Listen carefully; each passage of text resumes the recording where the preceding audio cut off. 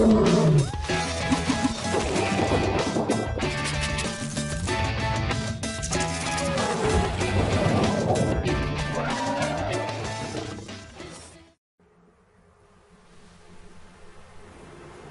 is the oldest desert in the world, and one of the most inhospitable, the Namib. Yet it is neither desolate nor empty, and boasts an astonishing diversity of wildlife. Namib is an extremely dry place, whilst lying in close proximity to the sea.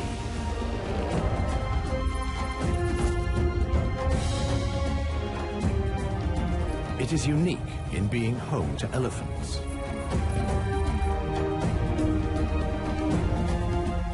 How can the animals survive such extreme conditions?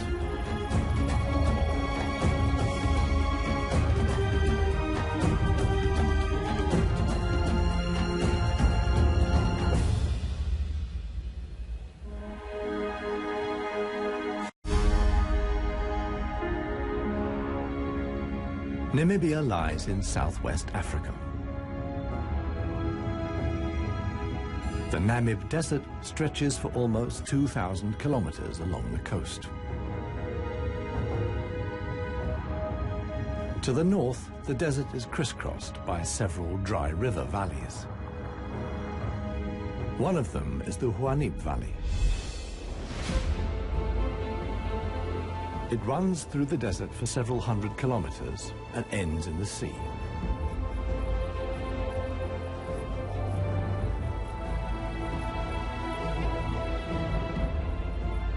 Water flows here once, at most twice a year. Only deep-rooted plants like anna trees can survive here. Only here, within the valley, can mammals exist in the long term. It is the home of the desert elephants.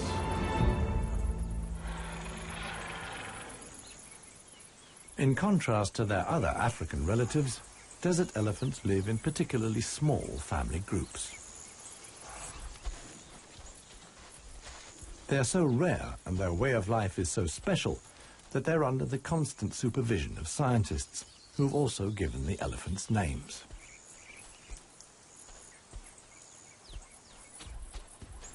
The head of this family is alpha cow Clarissa. The animals don't leave her side for a moment.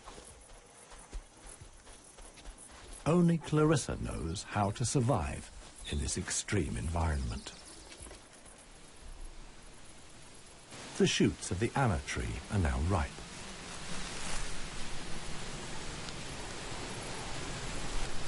The pods contain protein-rich seeds.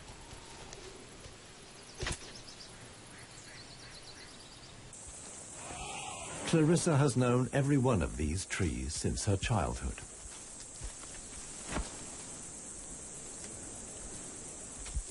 Even the youngest, Maya, tries the shoots.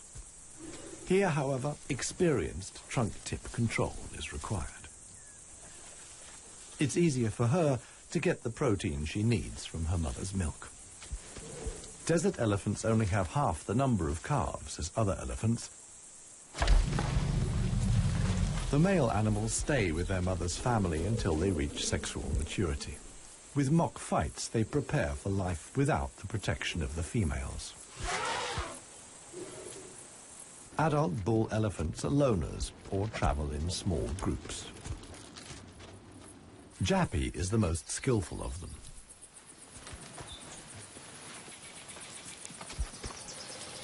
His younger brother watches enviously as Jappy brings down apparently unreachable branches from the tree.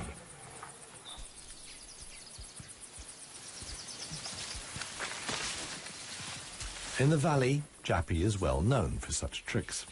He learned them from his father. Friendship among bull elephants has its limits. Jappy is certainly not willing to share his branch with his younger brother.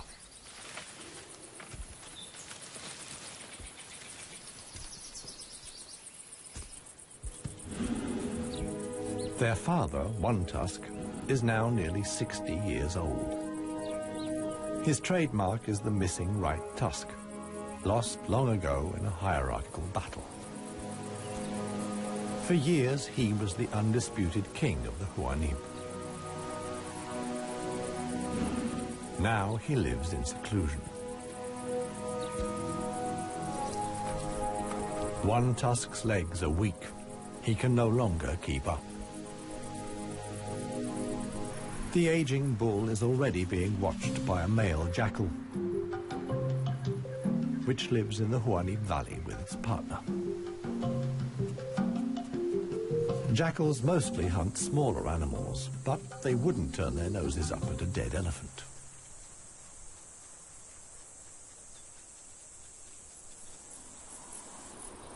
In a side valley, Clarissa has discovered a further source of food.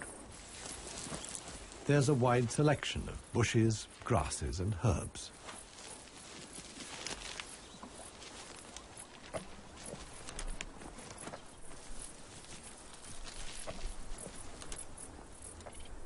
The elephant's climbing skills far surpass those of their savanna-dwelling relatives. This too is a form of adaptation to their special habitat.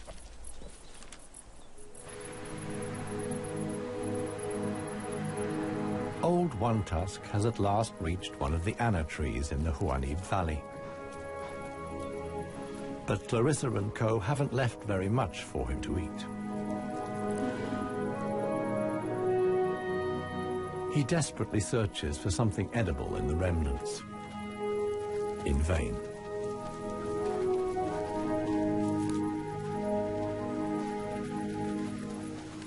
For the inhabitants of the Namib, survival is hard. They're used to going for long periods without water. Many get liquid from their food or know secret sources of water. Regardless of size, every green leaf contains a minimum of liquid worth harvesting.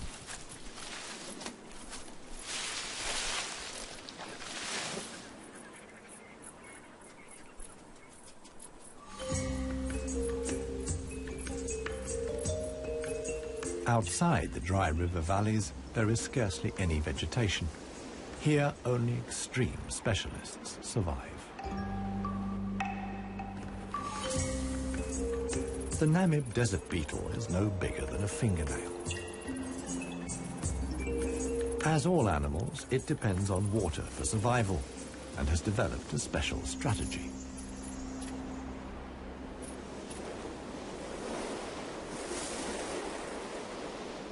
Even the tiniest traces of dampness in the air condense on its carapace. In time, a drop forms, which then flows directly into the beetle's mouth. This way of life limits the distribution of desert beetles to those parts of the desert that see fog. But where does the fog come from?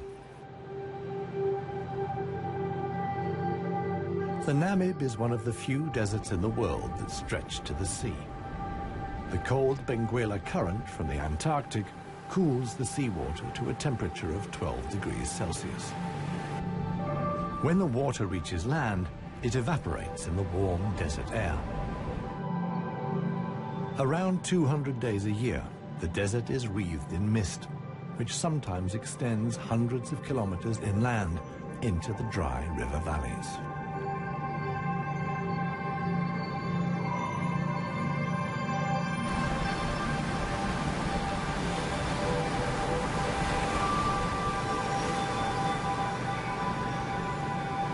The Benguela current doesn't only bring fog, it's also rich in fish.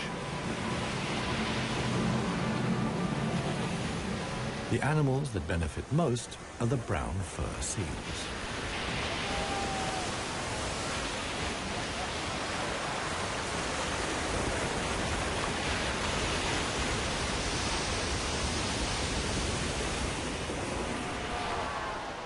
Their colonies are often home to 100,000 animals.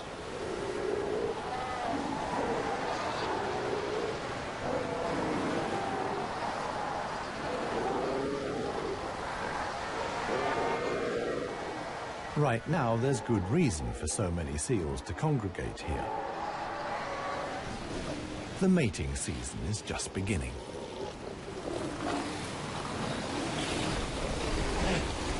Everywhere, bulls are fighting for the right to mate.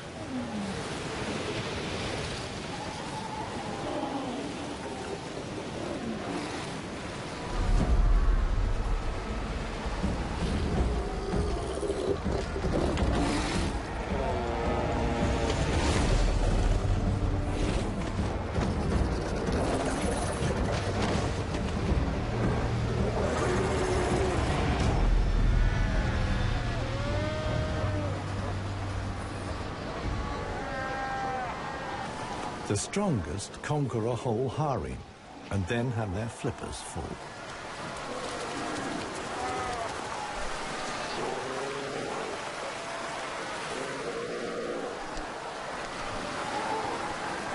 After mating, the males disappear into the sea. They're not involved in bringing up the young. The fog sometimes penetrates as far as the Huanib Valley.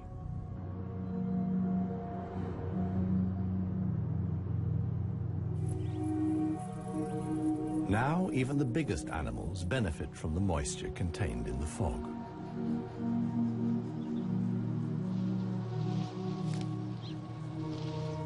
Jappy and his brother can take on a lot of liquid from the drops of dew on the plants they eat.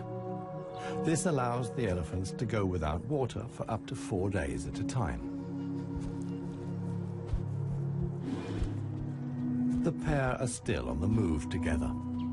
This will soon change.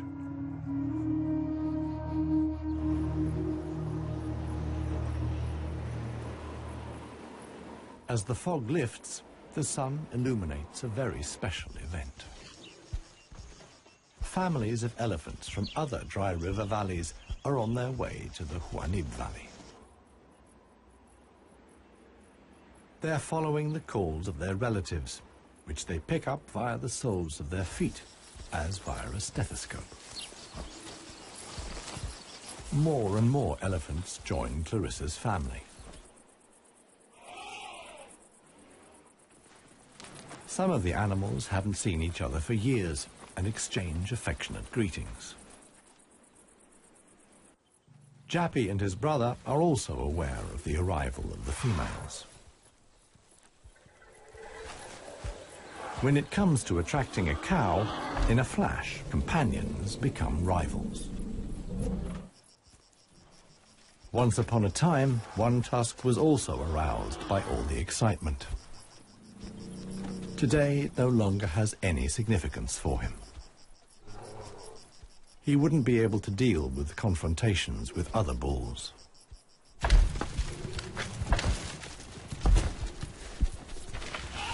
His sons and grandsons, on the other hand, are very excited. For them, it's important to make the most of the female's willingness to mate and prevent others from taking advantage. In the end, however, Jappy only manages to achieve his goal by means of a trick. He abducts the alpha cow, Clarissa.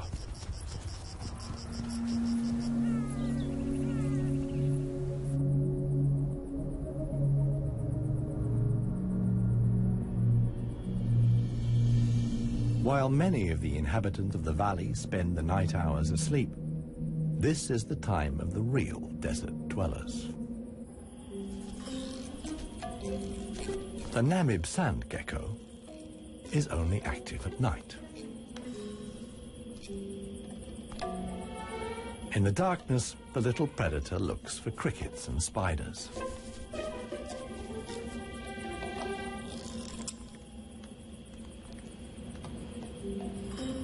Like a frog's, its toes are webbed. This enables the lizard to seemingly fly across the dunes without sinking into the sand.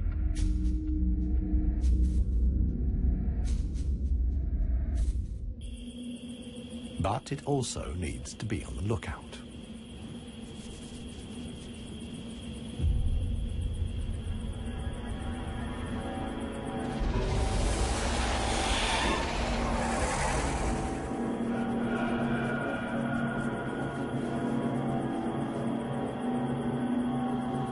a sidewinding adder. Similar to desert elephants, beetles and geckos, the snake has a hard life in the Namib.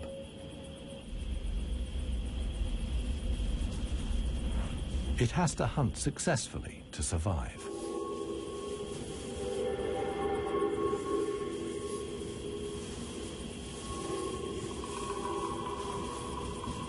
Once it finds a good spot for an ambush, it goes to ground.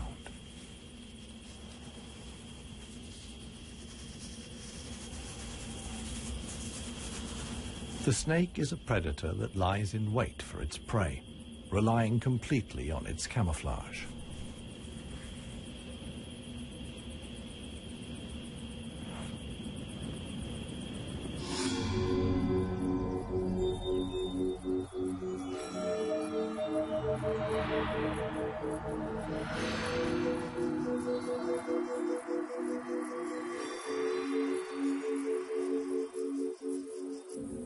For the sensitive gecko, it's time to go. In the sun, it would quickly dehydrate. Here, too, webbed feet come in handy. The lizard uses its legs as scoops to quickly dig out astonishing underground passages. It can make tunnels 1 meter long into the ground.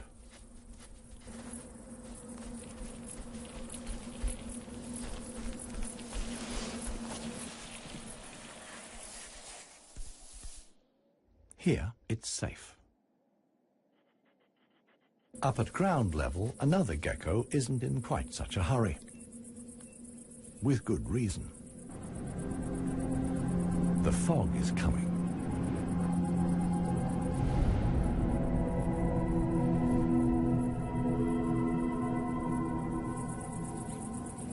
The lizard's large, mirror-like eye surfaces allow the fog to condense here.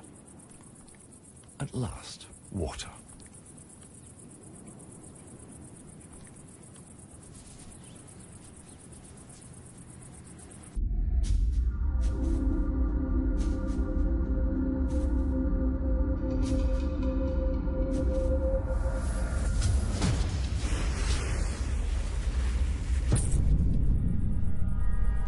The waiting paid off.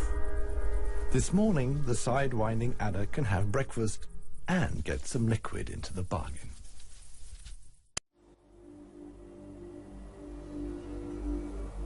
The Namibian winter is coming to an end, and with it, the mild climate brought by the fog. Relentless heat descends on the Huanib Valley. 40 degrees Celsius in the shade. This is approaching the limit for even Clarissa's family.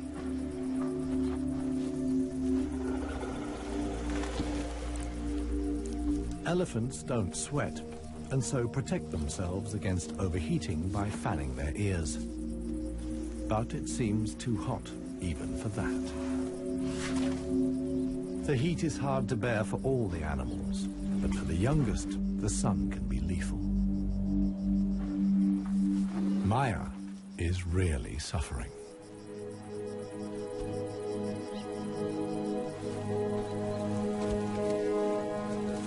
One tusk mobilizes all his efforts for one last attempt at an anna tree. But he no longer has the strength. Exhausted, he withdraws to the shade.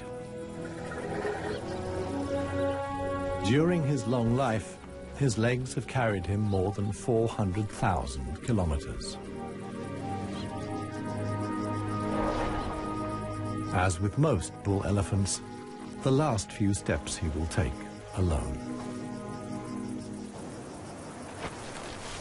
Despite the heat, Clarissa can't afford to take a break.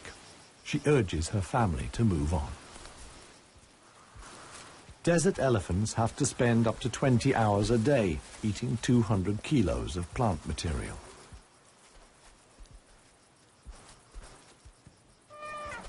As tiring as that may be, Clarissa's family have no choice.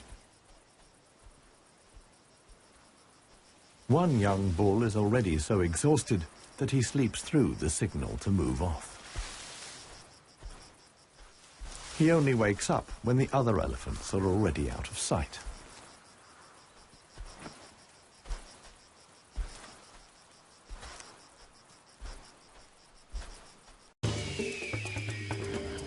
This show was created for you and your family to watch together. Welcome to Nat Geo Wild. It finally dawns on him that he really is all alone. Clarissa and the rest of the family have noticed his absence.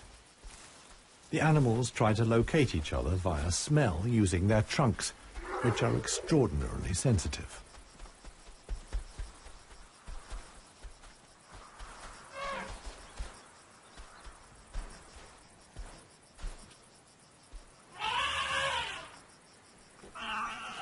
In the end, it's Maya who gives the decisive call. Now the straggler knows which way to go.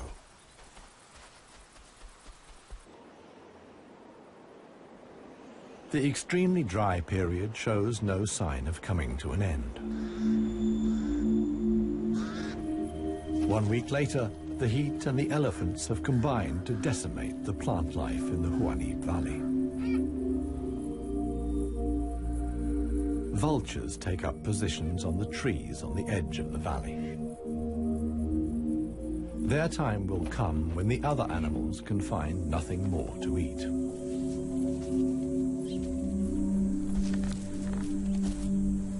For Clarissa's family, a dead tree now becomes the sole source of food.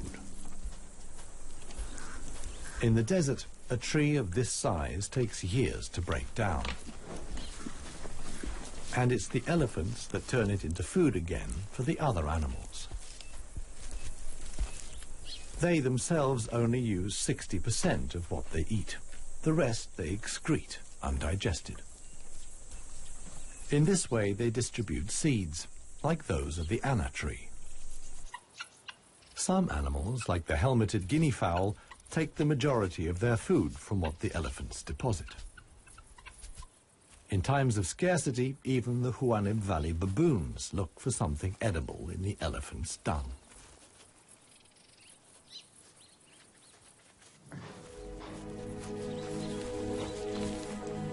Old One Tusk has one more go at the wood.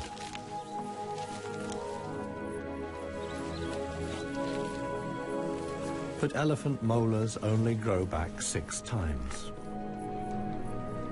One Tusk's teeth are worn out, and his attempt to eat wood the way he used to is doomed to failure.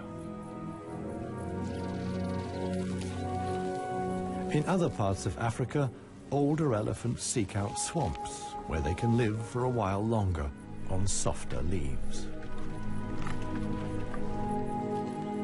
Here, there is no such possibility.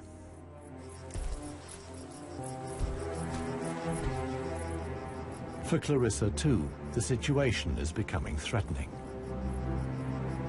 She and her family must leave the valley and seek food and water elsewhere. Other families join the trek. Only Clarissa's knowledge of hidden water sources can save them now.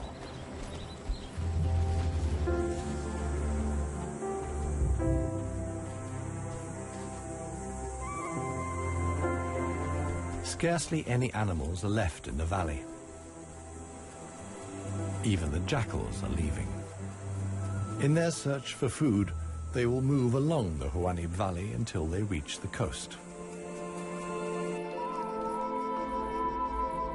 Only One Tusk is too old and too tired for the trek. The one thing that could save him now is rain that would let soft grass grow. With this slim hope, he remains behind.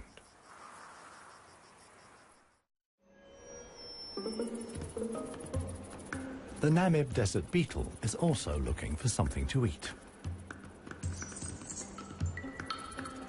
In contrast to most of the desert dwellers, it is not seeking fresh young shoots. The beetle is on the lookout for plant residues. The unceasing wind is a help. It sweeps fragments of plant life together in valleys and hollows between the dunes. Mostly it's just a few bits of leaf. But sometimes it collects and becomes something like a herbal rubbish dump. Although the plants are completely dried out, they still contain important nutrients.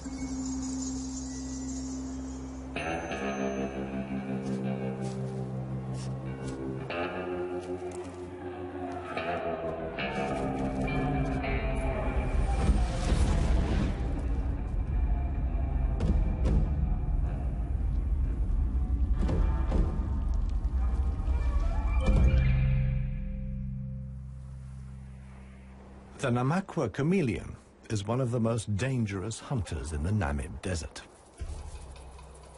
For desert beetles, at any rate. But the beetles don't usually make it quite so easy.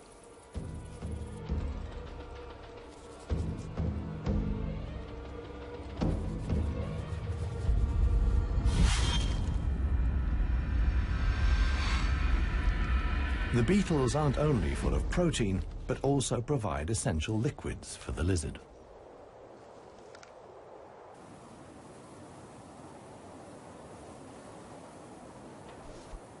Namaqua chameleons are the biggest reptiles the Namib can support. In contrast to the mammals, they can't undertake long migrations to look for food and water. Similar to the Huanib, a river once flowed here. Along its banks, animals like chameleons penetrated deep into the desert. Hundreds of years ago, the dunes slowly invaded the riverbed and cut off the water supply. This process was so slow, however, that the animals had time to adapt to the new conditions.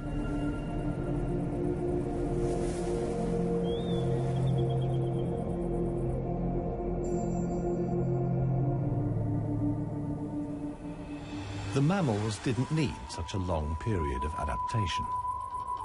Their ability to migrate over long distances enabled them to conquer the desert much more quickly. The pair of jackals will soon reach the coast.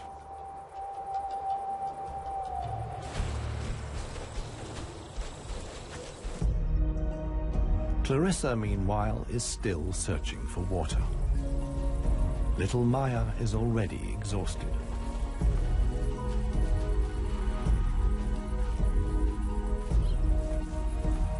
The group has to keep stopping. The animals are reaching the limits of their strength.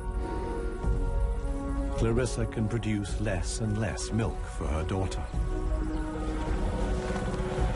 Suddenly, a commotion as Maya sinks to her knees. But Clarissa urges her offspring onwards. It is their only chance.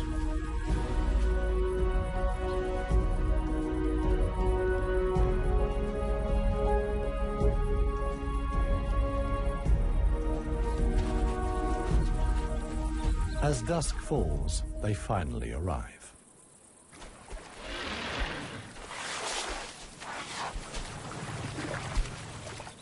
Thanks to Clarissa's knowledge, there's something to drink at last. Adult elephants can get by on 100 liters of water a day.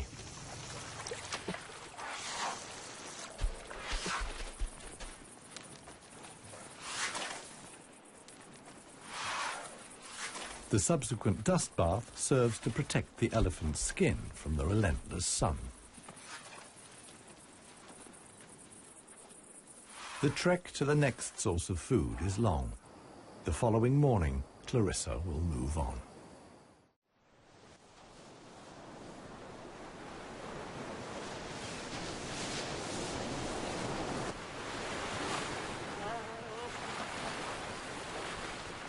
The jackals have finally reached the sea and move southwards along the coast.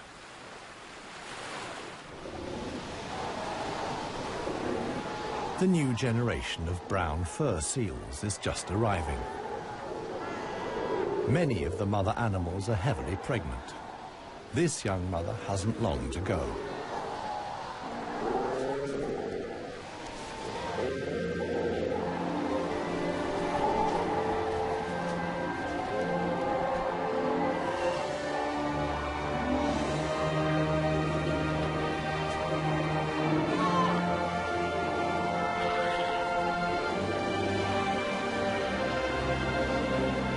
The mother at once welcomes her offspring into the world.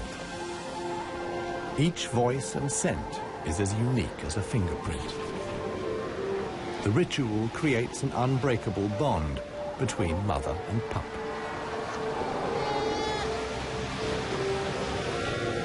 Directly after the birth, the pup has to be suckled.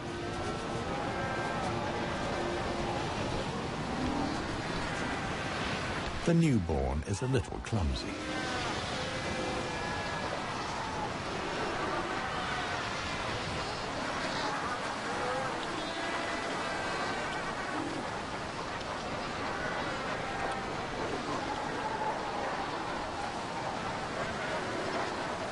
The young mother is not alone.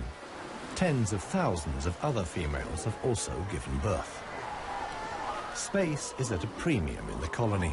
A risky situation for the babies.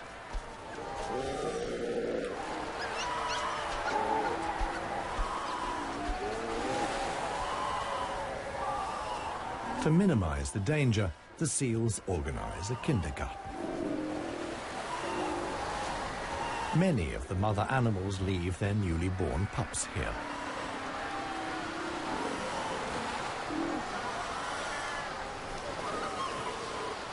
The nursery not only offers the young pups protection, but also makes it easier to find them later.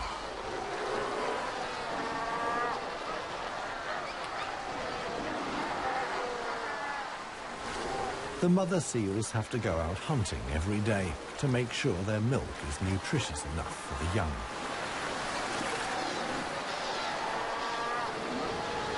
But when choosing the location of the kindergarten, they forgot about the tide.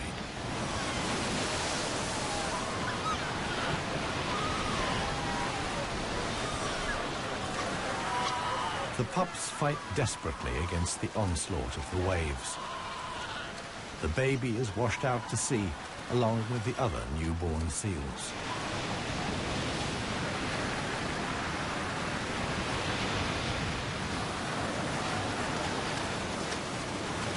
Seal pups can swim, but they don't have the protective layer of fat of adult animals.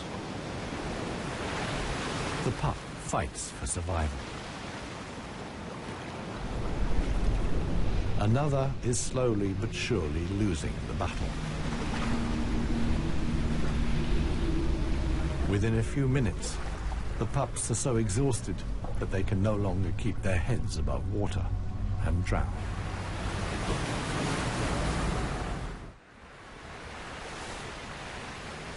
The next morning reveals how great the danger posed by the sea is for the seal pups. The shore is full of little corpses, washed up by the tide.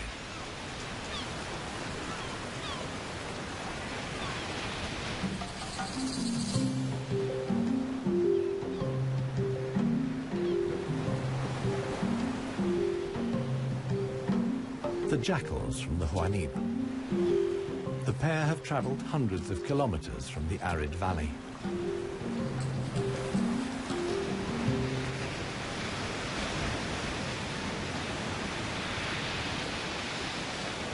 The seal colony is now their only chance of food. Jackals aren't choosy. For them, eating carrion is nothing unusual.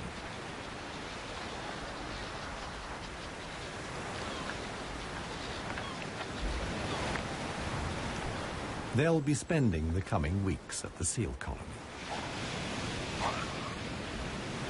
Only when the pups are old enough to swim enduringly, and thus the supply of food runs out, will the jackals return to the Huanim Valley.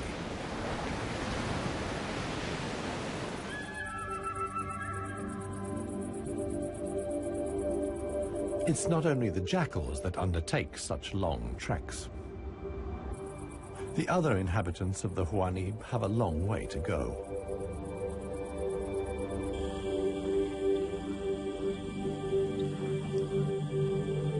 An oasis hidden deep in the desert. Oasis.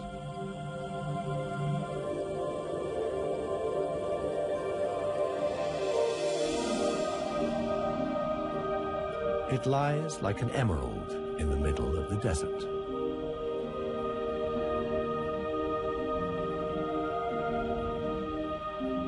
A thin band of loose vegetation lines the watering hole.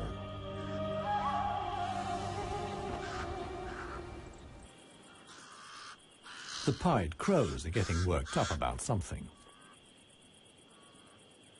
Visitors.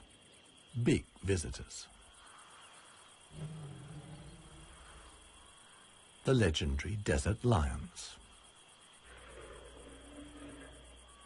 Desert lions are so unbelievably rare that scientists have fitted them with transmitter collars so that the big cats can be monitored and protected. 2 females have taken up positions in the undergrowth with their young. The experienced predators know that it's just a matter of watching and waiting. And indeed, many animals are making their way here. The oryx's numbers have thinned noticeably. Some are lagging far behind the main column.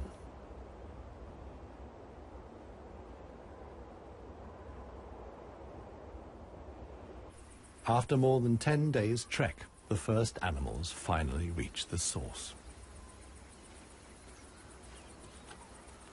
Cautiously, they approach the steep bank. They're in danger of sinking into the soft ground.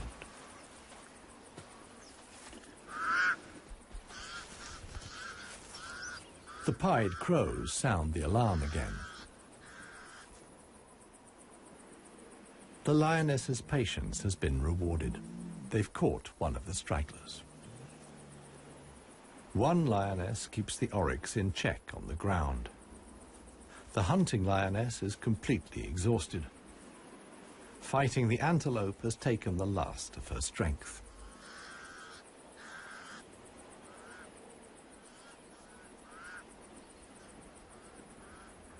She drags herself back to the bushes to get her cubs.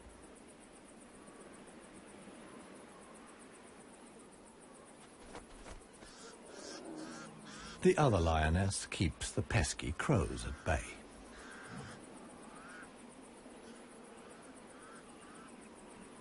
Luckily for the huntress, the cubs quickly grasp the situation. They can hardly wait to get their teeth into some fresh food. All the animals here are fighting for survival. The lionesses won this round. They've enough food now to last the coming weeks.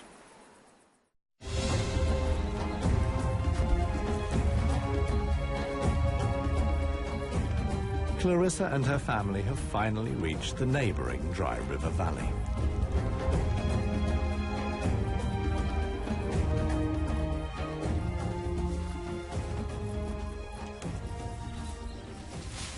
The experienced cow knew instinctively that in times of drought there was some precious greenery here to feed on.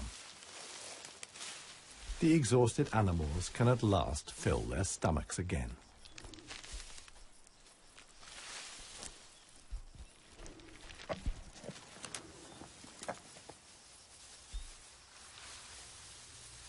And this is how a happy, full-up baby elephant looks. Maya in paradise.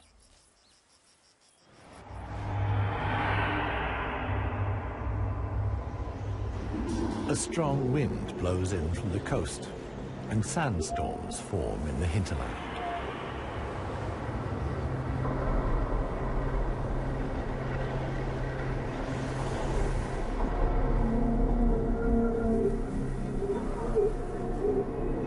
They reach the river valley where Clarissa and family have found food and shelter.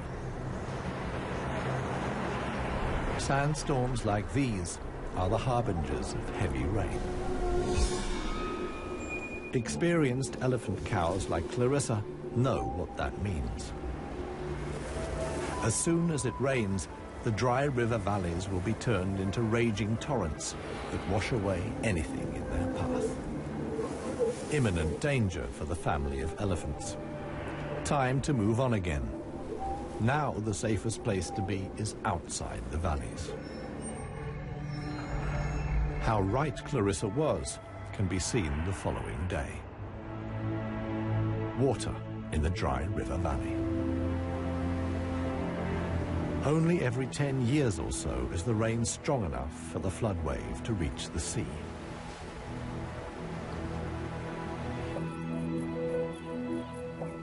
Just a few days later, the first green shoots begin the transformation of the dry river valleys.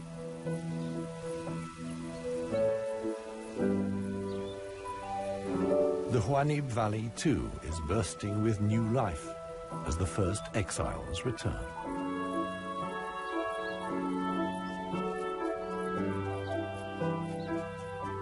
For one animal, however, the rain came too late. Old One Tusk succumbed to hunger before the first drops fell. The jackals find his body on the edge of the valley.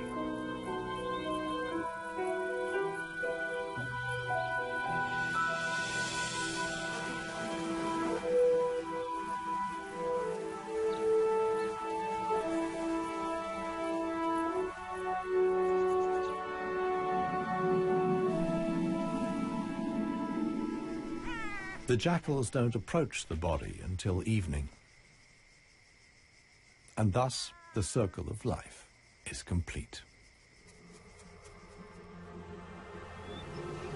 The next morning, long unheard calls echo through the valley.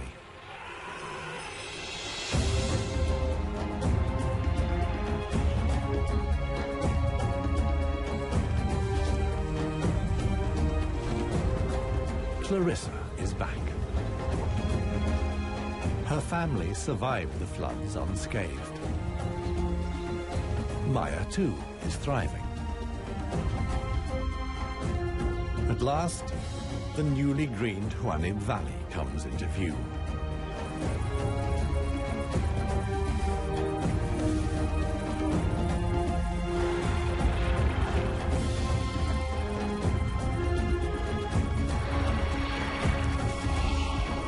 Clarissa's family is home again.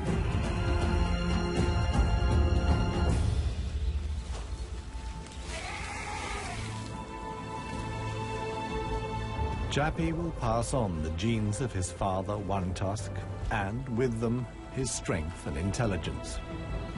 Clarissa is pregnant with his baby. The alpha cow will induct each new generation into the secrets of the desert elephants. This is essential for their survival.